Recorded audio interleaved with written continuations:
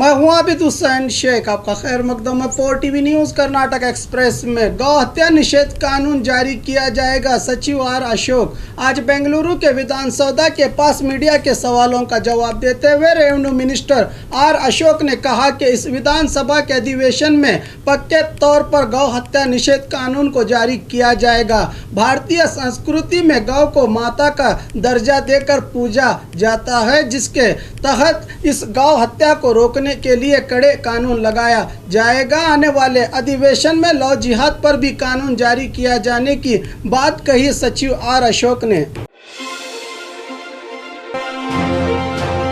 गाय के व्यापार पर भी निषेध लगाना चाहिए, यूटी कादर। आज विधानसौदा में मीडिया के सवालों का जवाब देते हुए कांग्रेस नायक पूर्व सचिव यूटी कादर ने कहा कि पहले से ही गौ हत्या निषेध कानून लाने की बात कही जा रही है। पहले सरकार को सदन में कानून तो लाना चाहिए, फिर उसमें क्या क्या है देखकर फैसला लिया जाएगा कि ये कानून जारी होना चाहिए या नहीं। कर्नाटक में ही निषेध क्यों, सवाल उठाते हुए कहा कि गोवा, मिजोरम, केरला में क्यों गौ हत्या को निषेध नहीं किया गया, वहां सब खुली छूट देकर यहाँ निषेध किस लिए। इसको जज्बाती मामला कहते हैं। एक राष्ट्र में एक कानून कहने वाले ये क्यों नहीं सोच रहे। आम जनता को राशन कार्ड नहीं मिल रहा, कई जिलों के लोग बाढ़ के कारण रास्ते पर आ गए हैं, इनको परिहार अब तक नहीं मिला। रोजगार से नौजवान वंचित हुए हैं। अब ग्राम पंचायत को देखते हुए इन कानूनों की बात कर रहे हैं। लॉ जिहाद कानून को लेकर कहा कि इसमें जिहाद का लफ्ज़ क्यों इस्तेमाल हुआ है। जिहाद एक अरबी भाषा का लफ्ज़ है। इस मामले में जिहाद का क्या लेना देना। माइनॉरिटी स्टूडेंट के लिए स्कॉलरशिप नहीं, कोई लोन नहीं। इन मुद्दों पर सरकार को सोचना चाहिए, कहा यूटी कादर ने।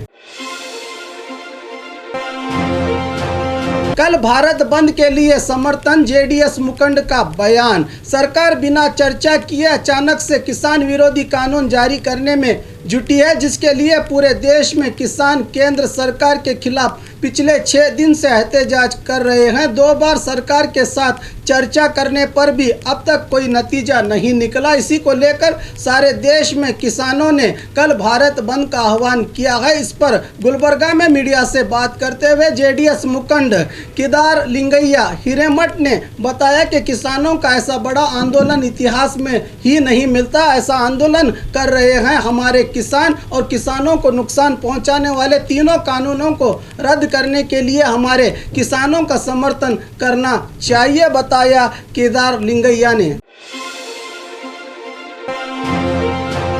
कोप्पल जिले में कुल 149 ग्राम पंचायत चुनाव, जिला अधिकारी का बयान। ग्राम पंचायत चुनाव को लेकर जिले में की गई तैयारियों का ब्यौरा देते हुए आज कोप्पल में जिला अधिकारी विकास किशोर सुरलेकर ने मीडिया को बताया कि जिले में कुल 153 ग्राम पंचायत हैं।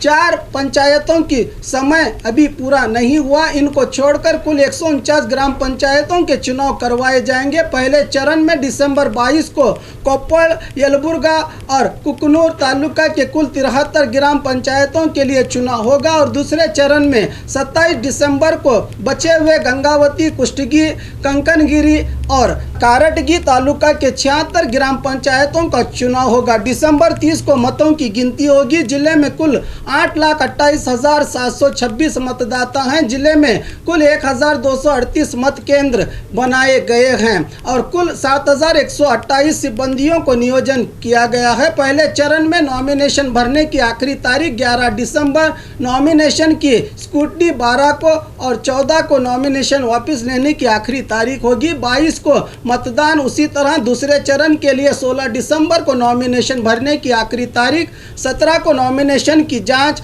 19 को नॉमिनेशन वापस लेने की आखिरी तारीख होगी। 27 को मतदान होगा। नॉमिनेशंस भरने वाले उम्मीदवारों को लाजमी तौर पर कोविड वायरस जांच से गुजरना होगा, बताया जिलाधिकारी ने।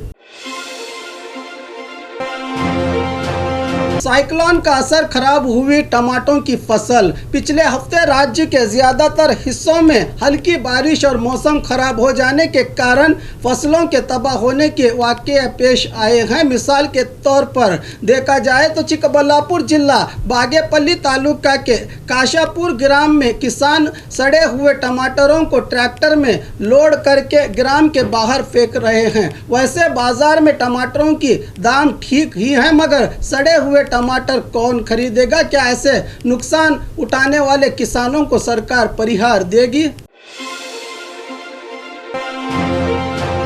नाजायज संबंध, युवक का कत्ल। नाजायज संबंधों को लेकर युवक के कत्ल की घटना चामराजनगर जिला हनूर तालुका के गज्जलनाथ ग्राम में घटी है। बताया जा रहा है कि इस ग्राम के मुर्गेश नामक व्यक्ति के पत्नी का अरविंद कुमार नामक युवक के साथ नाजायज संबंध था। क्वारी में काम करने वाले मुर्गेश ने जब अपनी पत्नी और अरविंद को कल शाम रंगे हाथों पकड़ा तो क्वेते से काटकर 22 साल अरविंद का कत्ल करके फरार हुआ। रामपुर पुलिस आरोपी पति मुर्गेश की तलाश कर रही है।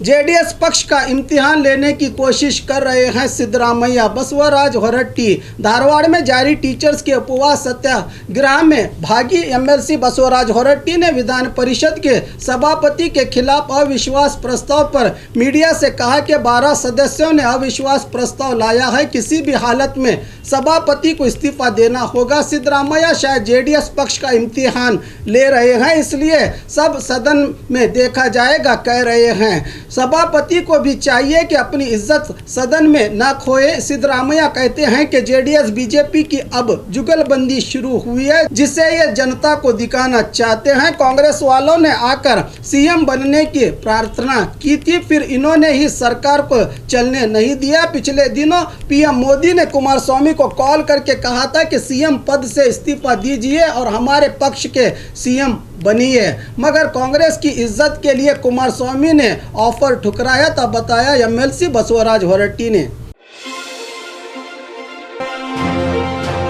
टेडी बियर में ड्रग्स की तस्करी, ड्रग पेडलर पुलिस की गिरफ्त में। बेंगलुरु पूर्व विभाग हलसूर पुलिस ने अंतर्राज्य ड्रग पेडलर को दबोच लिया है। पुख्ता जानकारी के आधार पर कार्रवाई करते हुए पुलिस ने आसाम से बेंगलुरु आते समय बच्चों का खिलौना टेडी बियर में ड्रग्स छुपाकर लाते समय इसको गिरफ्तार कर लिया है। बताया जा रहा है कि 34 साल आरोपी शाकिर बेंगलुरु के कोट्टूर में किराए के घर में रहता था और खुद भी नशा करता था। पुलिस ने इससे करीब 28 लाख कीमत के नशे के टैबलेट और 71 ग्राम हीरोइन जब्त कर लिया है। इसकी जानकारी दी एडिशनल पुलिस कमिश्नर मुरुगन ने। कमल को अलविदा कहकर हाथ का हाथ थामा बी राजन्ना ने। बेंगलुरु देवनहल्ली के बीजेपी नायक, बेंगलुरु ग्रामांतर जिला पंचायत और जिला बीजेपी घटक के पूर्व अध्यक्ष बी राजन्ना ने बीजेपी को अलविदा कहकर कांग्रेस का हाथ थाम लिया। आज क्वींस रोड पर स्थित केपीसीसी दफ्तर में अध्यक्ष डीके शिव कुमार के हमराह अपने सैकड़ों साथी और अभिमानियों के साथ कांग्रेस में शामिल हुए। केपीसीसी के कार्य अध्यक्ष सलीम अहमद ने इनका स्वागत किया। 2019 लोकसभा चुनाव के दौरान राजन्ना वीरप्पा मोइली से खफा होकर कांग्रेस को अलविदा कहा था, मगर बीजेपी में कुछ खास तवज्जो न मिलने पर फिर से कांग्रेस में लौटे हैं राजन्ना। बताया जा रहा है कि आने वाले विधानसभा चुनाव में ये देवनहल्ली या फिर कोई ग्रामांतर जिले से चुनाव लड़ेंगे। कल भारत बंद को लेकर कन्नड़ा संगठनों का समर्थन। किसान और कार्मिक विरोधी कानूनों को वापस लेने की मांग करते हुए दिल्ली में देश के कई किसान संगठन केंद्र सरकार के खिलाफ मोर्चा खोलकर एहतजाज कर रहे हैं। इसी मुद्दे को लेकर कल 8 दिसंबर को भारत बंद का आह्वान किया गया है। इस आह्वान को कबूल करते हुए आज हुबली के सर्किट हाउस में विविध संगठनों के पदाधिकारियों ने सभा की। जिला कांग्रेस घटक, दलित संगठन, किसान संगठन और सभी कन्नड़ संगठनों के पदाधिकारियों ने इस बंद का समर्थन किया है, जिससे ऐसा लगने लगा है कि हुबली में इस भारत बंद का कुछ खास असर दिखाई देगा। बल्लारी में दो गुटों के बीच घमासान। बल्लारी शहर के कौल बाजार इलाके में स्थित मोहम्मदिया कॉलेज के सामने दो गुटों में टकराव हुआ है। बताया जा रहा है कि किसी लड़की के मामले को लेकर ये झड़प हुई है, जिसमें कई तरह के हथियार दिखाई दिए। 5 से 6 लोगों के घायल होने की बात बताई जा रही है। इस घटना में बल्लारी के विलेज अकाउंटेंट हिदायत भी शामिल हैं। कहा जा रहा है कि कौल बाजार पुलिस थाने के सीपीआई सुभाष चंद्र मौके पर पहुंचकर जायजा ले रहे हैं।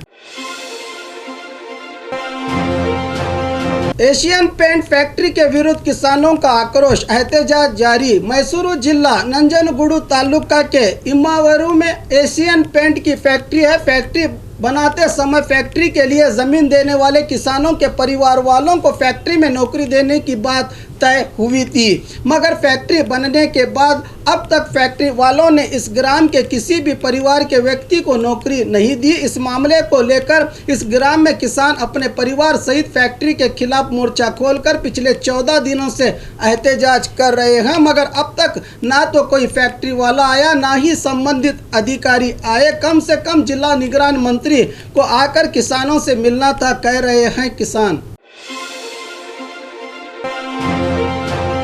और खबरों के लिए देखते रहिए आपका अपना 4 टीवी न्यूज़ कर्नाटक एक्सप्रेस।